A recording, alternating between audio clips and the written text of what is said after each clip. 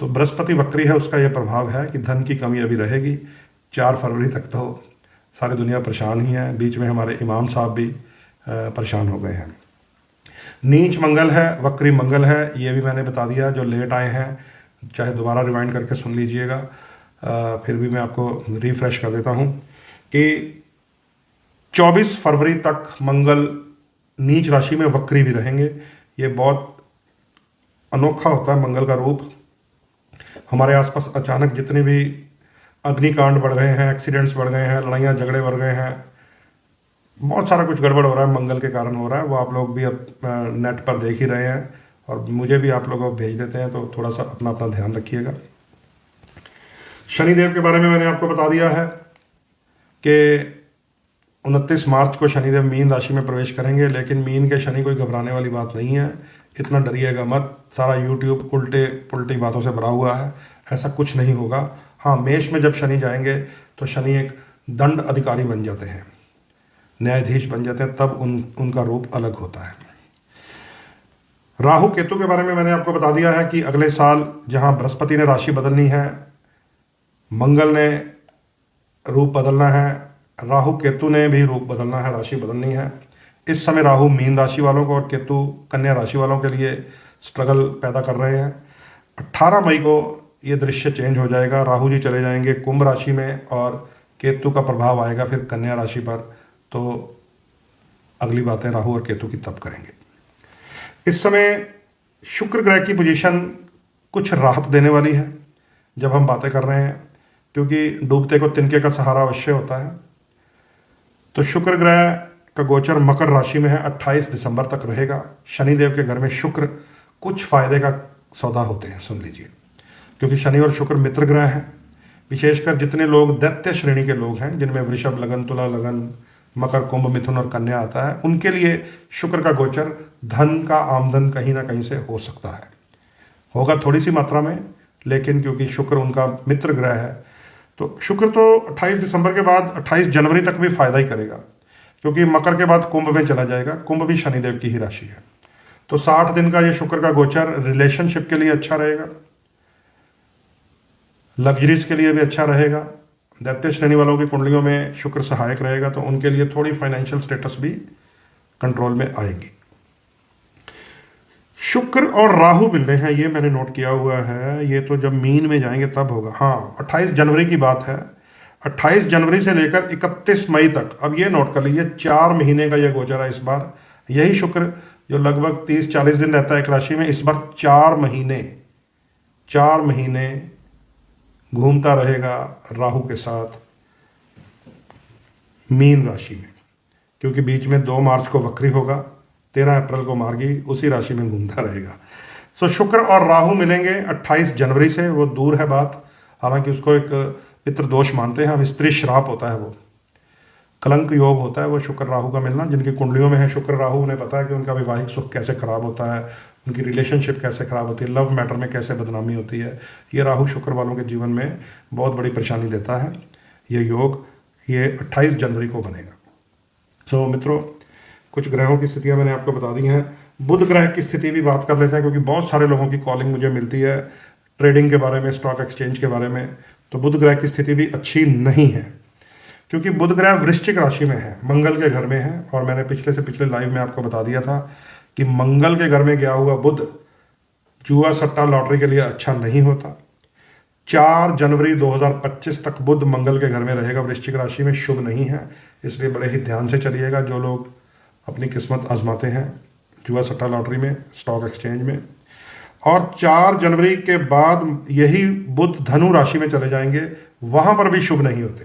पहले ही बता देता हूं मैं आपको, क्योंकि मंगल का घर और बृहस्पति का घर दोनों ही बुध के लिए शुभ नहीं होते। मंगल के घर में तो बुध राहु बना होता है, बृहस्पति के घर में कोहड़ी होता है। कोहड़ी शब्द इस्तेमाल किया लाल किताब में कि गुरु के घर में बुध चला जाए तो कोहड़ी हो जाता है। जैसे कि कैसे खतरनाक शब्द इस्तेमाल करते हैं। तो स्किन की प्रॉब्लम है बहुत सारे लोगों को, खारिश की समस्या, इरिटेशन बहुत सारे लोगों को है, बुध से होती है। वाणी की समस्या है, हकलापन की समस्या है। बुध बोलते बोलते कोई शब्द ऐसा मुंह से निकल जाएगा जैसे देश के गृह मंत्री को घेर लिया, कि इसने क्या बोल दिया बाबा साहब अम्बेडकर के बारे में, जबकि बोला कुछ नहीं। पर देखिए, इसको टंग ट्विस्टिंग कहते हैं बुध ग्रह की, तो बच के रहिएगा। वृश्चिक राशि में है 4 जनवरी तक, मैं खुद भी हूँ, मुझे भी बचना चाहिए। और धनु राशि में जाएंगे 24 जनवरी। 24 जनवरी तक मोटा मोटा समझ लीजिए बुध अच्छा नहीं है। वाणी का प्रयोग ध्यान से करना पड़ेगा, स्टॉक एक्सचेंज वालों को बड़ा ध्यान से रहना पड़ेगा। और बुद्धि, वाणी, ट्रेडिंग, ये सब बुध के हाथ में होता है। और इन 2 राशियों को विशेषकर ध्यान से रहना पड़ेगा, मिथुन और कन्या, क्योंकि आपका स्वामी बुध है। 4 जनवरी तक ये भी खराब रहेगा। सो मित्रों, ये ग्रहों की ऐसी स्थिति मैंने आपको बताई है जो इस समय हमारे जीवन पर प्रभावशाली है। गोचर में कमजोरी का ये मौसम चलेगा अभी। बृहस्पति के विषय में मैं आपको बता देता हूं, क्योंकि लगन के हिसाब से आपको सुनने का बड़ा आनंद आता है। तो गुरु ग्रह वृष राशि में है, जिसको मैंने कहा कि फाइनेंस की कमी कर देते हैं। मेष से लेकर मीन लगन तक आपको समझना पड़ेगा किस भाव में, किस घर में चले गए हैं गुरु, उस घर के साथ संबंधित चीजों में अभाव आ जाता है, परेशानी आ जाती है। सबसे पहले मेष लगन की ही बात करते हैं, जिनकी कुंडली के प्रथम भाव में नंबर 1 राशि आती है मेष। मेष लगन वालों के लिए बृहस्पति का ये 4 फरवरी तक का गोचर बता रहा हूं, 2nd हाउस में खराब है, जिसको साक्षात धन, वाणी, कुटुंब का घर कहते हैं। तो फाइनेंस का ग्रह है, धन के स्थान में खराब है, वाणी के घर में खराब है, कुटुंब फैमिली में खराब है। तो थोड़ा सा आसपास के माहौल को स्टडी कर लीजिएगा। परिवार में कोई ना कोई परेशानी, समस्या, मित्रों में, दोस्तों में, रिश्तेदारों में, भाइयों में, बहनों में, कहीं ना कहीं कोई ना कोई झगड़े बगड़े चलते रहते हैं। अपनी वाणी के ऊपर भी नियंत्रण रखना पड़ेगा। और धन की समस्या का भी ये समय है अभी 4 फरवरी तक। किसके लिए? मेष लगन वालों के लिए। वृषभ लगन वालों के लगन में ही बृहस्पति वक्री है। तो लगन होता है नाम, यश, इज्जत, प्रतिष्ठा, चेहरे की सुंदरता, लोगों के ऊपर हमारा प्रभाव। अगर वहां पर ही बृहस्पति वक्री हो गए हैं तो समझ लीजिए थोड़ा सा आपको ठहरना पड़ेगा, रुकना पड़ेगा, सोचना पड़ेगा, अपने पर्सनैलिटी में ग्रोथ लानी पड़ेगी, तब जाकर बात बनेगी। क्योंकि लगन में गुरु का वक्री होना वृषभ के लिए भी इतना शुभ नहीं है। 4 फरवरी तक थोड़ी सी एक्सरसाइज करनी पड़ेगी। मिथुन लगन की बात करते हैं तो आपके 12th हाउस में व्यय स्थान में गुरु ग्रह वक्री है। अनाप शनाप खर्चा करवा देता है व्यय स्थान में। 12वें घर में गुरु का वक्री होना आयु को भी रिस्क होता है, ध्यान से समझ लीजिए। जैसे अभी अभी समाचार आ गया मनमोहन सिंह जी का। 12वें घर को मुक्ति का घर भी कहते हैं। 8वें घर को तो कोई मृत्यु होती है ऐसी जो अनहोनी वाली, 12वां घर भी मुक्ति का घर होता है, समाप्ति का घर होता है। वहां वक्री बृहस्पति हो जाए और कुंडली भी वैसी हो, लगन भी मिथुन हो, वहां दशा भी बृहस्पति की सपोर्टिव हो, वो एज के अकॉर्डिंग बता रहा हूँ, सबके लिए नहीं होता, आयु को भी रिस्क कर देता है। तो थोड़ा सा ध्यान रखिएगा। अनाप शनाप खर्चा, अगर कुंडली खराब हुई तो आयु के लिए शुभ नहीं है। विदेश की यात्रा करवा सकता है लेकिन वो भी फ्रूटफुल नहीं होगी, केवल खर्चा ही होगा। सो समझ लीजिए कि मिथुन लगन वालों का अनाप शनाप खर्चा इस समय बृहस्पति करवा रहे हैं। सो पीली चीजें दान कर दिया कीजिए, बांट दिया कीजिए, खर्चे से बचेंगे। कर्क 4 नंबर लगन, आपके लाभ स्थान यानी कि खाना नंबर 11 में बृहस्पति देव जी वक्री हो गए हैं। अब जिसको 11 नंबर घर कहते हैं उसको कहते हैं इनकम का घर, आय का, लाभ का, यश का प्राप्ति होती है। लेकिन जब वक्री होता है तो उड़ता है। इसका क्या मतलब हुआ? आय, लाभ और यश उड़ जाएगा, मिलेगा नहीं, स्ट्रगल बहुत होगा, संघर्ष बहुत होगा, पैसे के पीछे, धन के पीछे, कारोबार की पेमेंट्स के पीछे भागना पड़ सकता है। क्योंकि ये दशम भाव से दूसरा घर है, हमारे कर्म स्थान का धन है ये। जैसे मेरे से दूसरा मेरा घर धन बना, ये दशम यानी कि कारोबार से दूसरा घर है, कर्म का धन है। यानी कि उधार माल जाता जाएगा, जाता जाएगा, जाता जाएगा, पेमेंट लेने जाओगे तो झगड़ा पड़ जाएगा। 4 फरवरी तक कर्क लगन वालों के लिए बृहस्पति वक्री का प्रभाव जो है आय, लाभ, यश के ऊपर नुकसानकारी है। पीपल की सेवा आपको करनी चाहिए, विष्णु भगवान को पीला वस्त्र चढ़ाना चाहिए, पुखराज धारण करना चाहिए। सिंह लगन की बात करते हैं। सिंह लगन के दशम स्थान में बृहस्पति वक्री चल रहे हैं पिछले काफी देर से और अभी 4 फरवरी तक चलेंगे। 10वां घर होता है सरकार का, राज दरबार का। 10वां घर काम कारोबार का। 10वां घर अपने बॉस का, मालिक का, पिता का भी होता है। तो 10वें घर में बृहस्पति वक्री हो जाए, लगन है सिंह, तो समझ लीजिए सरकार से कोई लाभ नहीं होने वाले, राज दरबार से धक्का ही मिल जाता है। पिता या बॉस से भी झिड़कियां पड़ जाती हैं, काम कारोबार में भी थोड़ी मंदी का प्रभाव रहता है। सो सिंह लगन वालों का भी सरकारी घर खराब है 4 फरवरी तक। कन्या लगन वालों के लिए बृहस्पति वक्री हैं भाग्य स्थान में। मैं कई बार आपको बता रहा होता हूं कि सारी कुंडली राजयोगों से भरी हो, अगर 9वें घर में कोई खराब ग्रह का प्रभाव आ जाए तो सारे राजयोग रद्दी हो जाते हैं, दिखावे के कारक होते हैं। क्योंकि 9th हाउस इज अ की ऑफ हॉरोस्कोप। कुंडली की जो कहते हैं ना, कुंडली नाग कुंडली मार के बैठा कैसे खुलेगी, वो 9वें घर में एक सीक्रेट होता है। भाग्य स्थान, इसीलिए ऋषि मुनियों ने 9वें घर को भाग्य स्थान कहा है। हो सकता है हमारी कुंडली में धन स्थान में उच्च का ग्रह हो, लाभ स्थान में उच्च का ग्रह हो, कर्म स्थान में उच्च का ग्रह हो, सुख स्थान में उच्च का ग्रह हो, और देखने वाला कहे भैया सुख स्थान में उच्च का ग्रह गाड़ियां लेगा, घर बनाएगा, लाभ स्थान में उच्च का ग्रह बड़ा अमीर बन जाएगा, धन स्थान में उच्च का ग्रह बड़ा पैसा आएगा तेरे पास, लेकिन आदमी की जेब में सुराख होता है, ठन ठन गोपाल होता है। कारण कुंडली का 9वां घर अगर किसी ने डिस्टर्ब कर दिया, नीच ग्रह ने, वक्री ग्रह ने, शत्रु ग्रह ने, छाया ग्रह ने, राहु ने, तो समझ लीजिए भाग्य को भी ताला लगा होता है। तो इस समय कन्या लगन आपके 9वें घर को, भाग्य स्थान को वक्री बृहस्पति ने थोड़ा परेशान किया हुआ, अच्छा नहीं है आपके लिए। 4 फरवरी तक परेशानी देने वाला है। आप बुध का लगन है, आपको पीली चीजें गरीबों में दान करनी चाहिए, जरूरतमंद में, लंगर में, भंडारे में बांट देनी चाहिए, तब ये बृहस्पति का दुष्प्रभाव दूर होगा। लेकिन 4 फरवरी तक भाग्य में अड़चने, रुकावटें रहेंगी।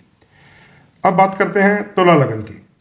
शुक्र का लगन है, 7 नंबर लगन तुला राशि, जिनके प्रथम भाव में आती हो, उनके लिए बृहस्पति महाराज वक्री हैं अष्टम भाव में। 8वां घर, जिसको साक्षात मृत्यु स्थान कहा गया, मारक स्थानों में से एक होता है। दूसरा, 7वां, 8वां, 12वां, ये सब मारक स्थान है। जब आयु का निर्णय किया जाता है तो इन भावों में बैठे हुए ग्रहों की दशा, अंतरदशा, नक्षत्र, उपनक्षत्र देखकर बॉटम लाइन भी निकाल सकते हैं ज्योतिषी। तो अष्टम भाव में वक्री बृहस्पति अफवाह का कारक बनता है, बदनामी, कलंक तक लग जाता है। किसी बुजुर्ग की मृत्यु का समाचार भी आ जाता है। किसको बता रहा हूं मैं? तुला लगन वालों को। 8वें घर में बुजुर्गों का कारक बृहस्पति वक्री अवस्था में है। घर में कोई ओवर एज बुजुर्ग हो तो उनका ध्यान रखिएगा, परेशानी दे सकता है। अष्टम भाव का गुरु बुजुर्गों की सेहत के लिए अच्छा नहीं होता। और स्वयं के कामकाज का भी ध्यान रखिएगा। बदनामी के कारण, अफवाह हो यानी किसी न किसी बात में उलझ जाना, ये 8वें घर का बृहस्पति करवाता है। अगर आपका तुला लगन है और आपकी कुंडली में भी अष्टम में बृहस्पति उसकी दशा हो तो जरूर बच के रहिएगा। ऐसे में अगर किसी बुजुर्ग की आयु पे खतरा आ जाए तो पीला पेठा, पंपकिन जिसको कहते हैं, पीला पेठा लंगर में दान करना चाहिए। वो बलि बराबर हो जाता है और आयु को बचा भी देता कभी कभी, अगर महादेव चाहे तो। लेकिन ये उपाय बड़ा कारगर है प्रभु की कृपा से। पीला पेठा दान करना चाहिए। अब आइए वृश्चिक लगन की बात करता हूं। नंबर 8 मंगल का ये लगन है। बृहस्पति की बात कर रहे हैं। आपके 7वें भाव में वक्री अवस्था में चले गए हैं। 7वां घर जो होता है वो जीवन साथी का है, पति या पत्नी का, विवाह का घर माना गया है इसको। 7वां घर पार्टनरशिप का घर होता है। 7वां घर भी डेली सोर्स ऑफ इनकम का होता है, व्यापार का, बिजनेस का होता है। तो यहाँ पर बृहस्पति का वक्री होना पार्टनरशिप में परेशानी आ सकती है। पति पत्नी के लिए आपस में मतभेद हो सकते हैं। डेली सोर्स ऑफ इनकम जिनका हो, जो रोज लाना, रोज बेचना, रोज घर में वही इनकम आनी, तो वो भी परेशानी रहेगी अभी। 7वां घर विवाह का भी घर होता है। अगर जन्म से ही कुंडली के 7वें घर में वक्री ग्रह आ जाए कोई भी, तो वो विवाह होने में भी रुकावट होता है, विवाह होने के बाद भी परेशानी देता है। और ये ध्यान से सुन लीजिए, देव गुरु बृहस्पति खासकर 7वें घर में आ जाए तो वो वैवाहिक जीवन के लिए अधिक शुभ नहीं माना गया। देखिए, हालांकि बृहस्पति एक नेचुरल शुभ ग्रह है कि 7वें घर में चला गया तो पति या पत्नी का स्थान है, बड़ा अच्छा पति मिलेगा, बड़ी अच्छी पत्नी मिलेगी, ऐसा आपको सुनने को मिल सकता है, लेकिन होता नहीं है। 7वें भाव में बृहस्पति मैरिज लाइफ को वैसे ही डिस्टर्ब कर देता है। यह तो गोचर में आया थोड़े दिनों के लिए। अगर जन्म से हो तो उसका अनमैरिड टाइम में ही उपाय होता है, अनमैरिड टाइम में, याद रख लीजिएगा। क्योंकि सातवां घर होता है काम वासना का घर, और देवगुरु बृहस्पति हैं पाठ पूजा मंत्र आरती। तो ये सारे इंस्ट्रक्शन से ठीक हो सकता है, अदरवाइज सबसे ज़्यादा सेंसिटिव सेवन्थ हाउस है। हाँ, मैंने एक ट्राई की है कुछ लोगों के ऊपर कि जिनके सातवें घर में गुरु आ जाए और मुझे पता है परेशानी आती है, तो मैं उनको कहता हूँ कि आपको जो जीवन साथी ढूंढना है उसकी नेचर में भी जुपिटर होना चाहिए। जैसे टीचर के साथ शादी कर लीजिए, हिंदी या संस्कृत के साथ, कभी परेशान नहीं होते जीवन में। ऐसे ही जिनके सातवें घर में सूर्य हो उनके लिए भी बड़ी परेशानी होती है, वो भी तलाक तक ले जाता है सूर्य भी। तो मैंने फिर उनको इंस्ट्रक्शन दी हैं कि सरकारी अफसर के साथ शादी कीजिए जिसकी ट्रांसफर होती रहती हो, ताकि आप घर में रहें, वो जाए 2 महीने के लिए, 3 महीने के लिए, 6 महीने के लिए कहीं, और कभी कभी आप भी चले जाएं, कभी कभी वो भी आ जाए। सप्तम सूर्य विवाह के घर को पक्का खराब कर देता है, चाहे उच्च हो चाहे नीच हो। यही तो कथा है सूर्य देव और छाया की, यही कथा है। सूर्य की तेज रोशनी छाया से सहन नहीं हुई, पैदा हुए शनिदेव। शनिदेव का रंग सुनहरा नहीं था। सूर्यदेव ने कह दिया ये कौन है जो मेरे घर में आया है, और ये पिता और पुत्र के झगड़े का कारक बन गया, वो सप्तम भाव का सूर्य। तो ये छाया और सूर्य का जो कथा आप पढ़े कभी शनि पुराण में जाकर, तो ये सातवें घर का सूर्य है। इसको नेचर हस्बैंड की या वाइफ की वैसी ढूंढनी चाहिए कि ट्रांसफरेबल जॉब हो। ऐसे ही मंगल आ जाए तो सेनापति या पुलिस अधिकारी से शादी करनी चाहिए। मंगल आ जाए तो ये नेचर है। ऐसे ही चंद्रमा सातवें घर में आ जाए तो सास की और बहू की बनती नहीं है। अब ये मैं सातवें घर की बातें नहीं करूंगा, अभी मैं अपनी और बात कर रहा हूं। किसी दिन एक टॉपिक बना दूंगा आपको कि क्यों डाइवोर्स होते हैं। क्या सप्तम भाव खाली होना अच्छा होता है, या सप्तम भाव में कोई ग्रह आ जाए तो क्या होता है। इशारा कर देता हूं आपको, सप्तम भाव जितना खाली होगा उतना अच्छा होगा। 9 के 9 ग्रह सातवें घर को डिस्टर्ब करते हैं। 9 के 9 ग्रह, राहु केतु आपको पता ही है कहाँ क्या क्या कर देते हैं। मंगल को मंगलिक बोला गया, आपको पता ही है। शनि, कभी कभी अनमैरिड रह जाते हैं लोग, या अपने उम्र से अधेड़ आयु का होता है जीवन साथी, वो भी एक पैच ही माना गया है। सूर्य मंगल मैंने आपको बता दिया हीट पैदा करते हैं। बृहस्पति मैंने बता दिया कि वो धर्म कर्म है और वो काम वासना है, वो गड़बड़ पैदा कर देता है। बुध ग्रह सप्तम भाव में ये बड़ी गड़बड़ पैदा करता है, क्योंकि ये युवा ग्रह है। जीवन साथी छोटा हो जाता है, उसकी यौवन शक्ति कायम रह जाती है, और जिसके बुध साथ में है वो जल्दी बूढ़ा हो जाता है। उनके घर में बेड टाइम पर क्लेश पड़ता ही पड़ता है। शनि साथ में और बुध साथ में, दोनों की जो सेक्सुअल डिजायर्स हैं वो पूरी नहीं होती, बस समझ लीजिए। तो ये सप्तम भाव का बहुत लंबा खेल है। एक शादी डिस्टर्ब कैसे होती है, शादी खराब कैसे होती है, तलाक कैसे होते हैं, बिना किसी उपाय से। अगर इंस्ट्रक्शन पता हो ग्रहों की, जिसे मैं अध्यात्म ज्योतिष कहता हूँ, जिसमें कोई रतन नहीं धारण करना, कोई दान नहीं, कोई पूजा नहीं, केवल पता होना चाहिए, वो भी एक उपाय होता है।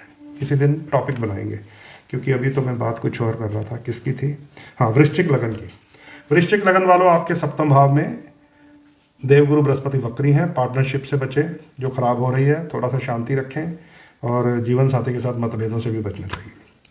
धनु लगन, आपको देवगुरु बृहस्पति का प्रभाव सबसे ज़्यादा खराब आ रहा है, क्योंकि छठे घर में जाकर वक्री हो गए हैं। रोग, शत्रु, कर्जा, टेंशन, परेशानी, नौकरी की समस्या, लेन देन की समस्या, जिसका उधार देना है वो सिर पे खड़ा हो जाएगा, और काम की समस्या, क्योंकि छठे घर में जॉब देखी जाती है, 10वें घर से व्यापार देखा जाता है। उच्च बहुत बड़े हाई लेवल की जो जॉब है वो 10th हाउस से देखी जाती है। जो मिडल या मिडल से भी नीचा काम है वो छठे घर से देखा जाता है। तो धनु लगन वालों के लिए परेशानी का कारक है। बृहस्पति काफ़ी कमज़ोर है वहाँ पर, आपका है भी लगन का स्वामी। तो जरूर विष्णु भगवान के चरणों में जाएं, पीला प्रसाद, पीला वस्त्र, पीले फूल चढ़ाएं। ओम नमो भगवते वासुदेवाय, इस मंत्र का जाप करें।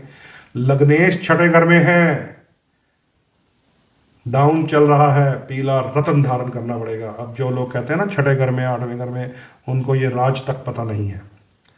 लग्नेश और सुख का स्वामी छठे घर में है, तो लगन भी गया, नेम फेम और सुख भी गया छठे घर में। उसको वापस लाइए। वापस लाइए कैसे? केसर का तिलक लगाइए, पीली शर्ट पहनिए, पीला पुखराज पहनिए, विष्णु जी को पीला प्रसाद चढ़ा के आइए।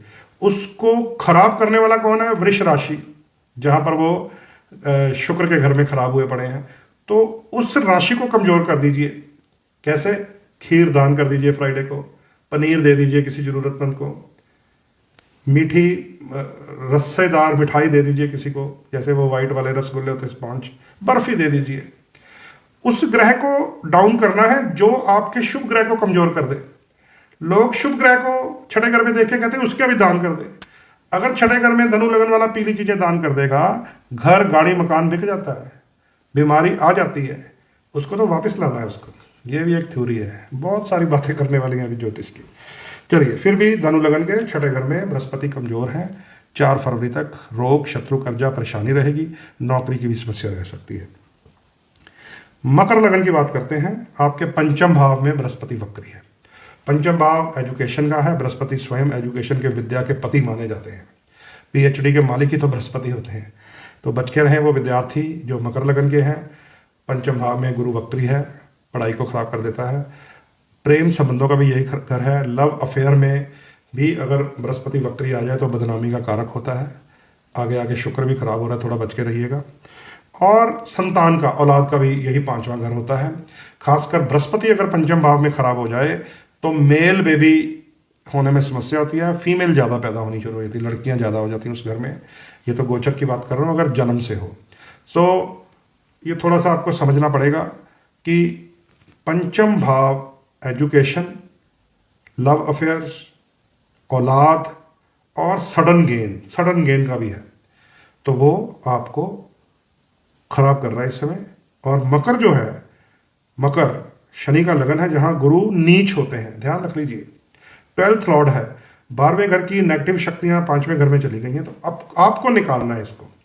आपको पीली चीज दान करनी है जरूरतमंद को, लंगर में, भंडारे में, किसी गरीब को।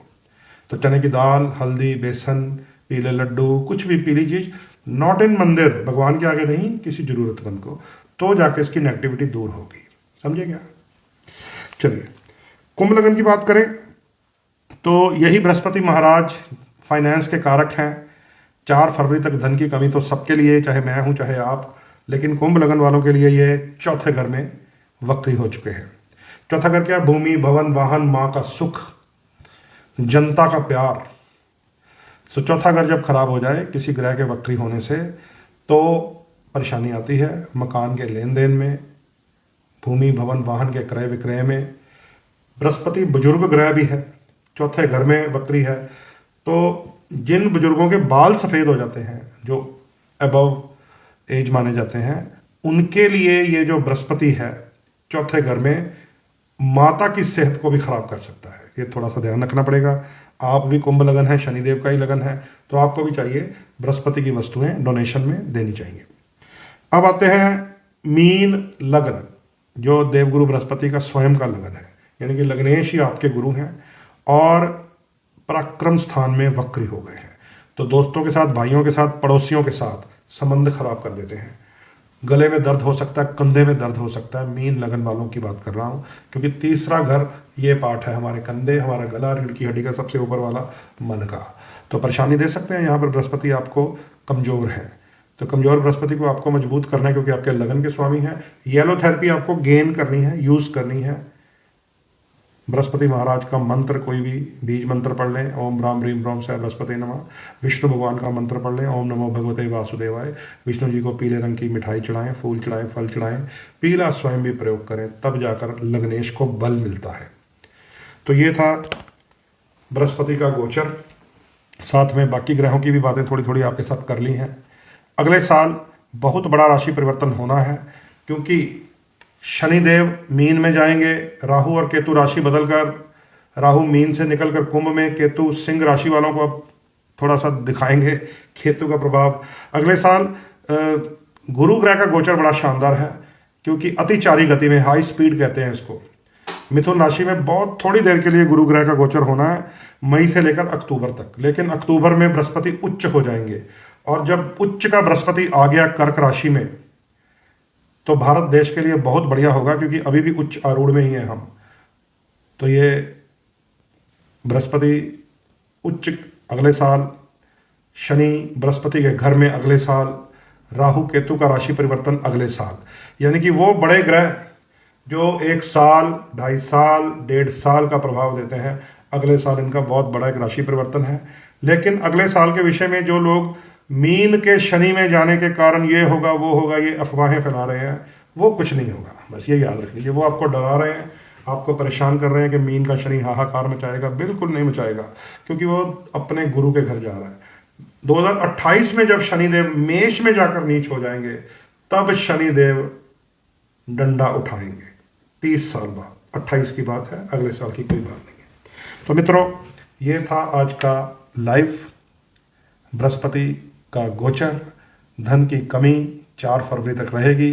सोने की महंगाई अभी देखने को हमें मिल रही है, क्योंकि वक्री, देखिए वक्री शनि का मतलब है कि ब्रह्मांड से दूसरी तरफ चला गया है और नीचे जो पीली धातु है वो उछल रही है। जब वो नीचे को देखेगा तो वो थोड़ी ठंडी पड़ेगी, नीचे को बैठेगी। सो ये वक्री और मार्गी का प्रभाव होता है। चलिए, लाइव का आज का समय हमारा रहा 1 घंटा 14 मिनट और